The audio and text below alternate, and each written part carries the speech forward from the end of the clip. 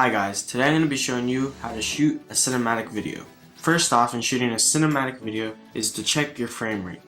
Usually I like to shoot in 60 frames per second or 120 frames per second. You just want to shoot at high frame rates so you will be able to slow it down and get cool slow motion. Slow motion not only looks cool in cinematic sequences, but it also serves as a purpose of if you're hand holding your camera, you don't have a gimbal, slow motion will take a lot of the shakiness out of your video, so you'll be able to slow it down and get smooth footage that looks like you may have shot it on a gimbal. Next tip is to move. You want to move in your cinematic videos because if you just lock off your camera on a tripod, a picture can do that. You want to move a little bit. If you don't have a gimbal, I would suggest just moving the camera slowly, slowing it down so you don't have that shakiness.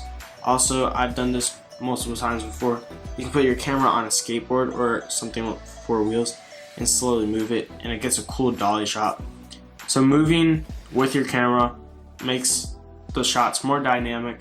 You can get some cool like revealing shots and stuff like that with moving your camera. The next final tip in shooting cinematic video is to shoot at golden hour or sunrise or sunset. Shooting at sunrise or sunset, aka golden hour, will allow the best light possible in your videos and it just looks amazing. So I would suggest if you're outside, shoot sunrise or sunset.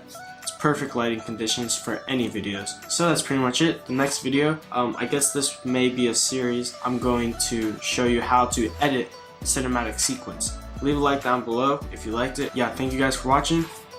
See you guys next time. God bless.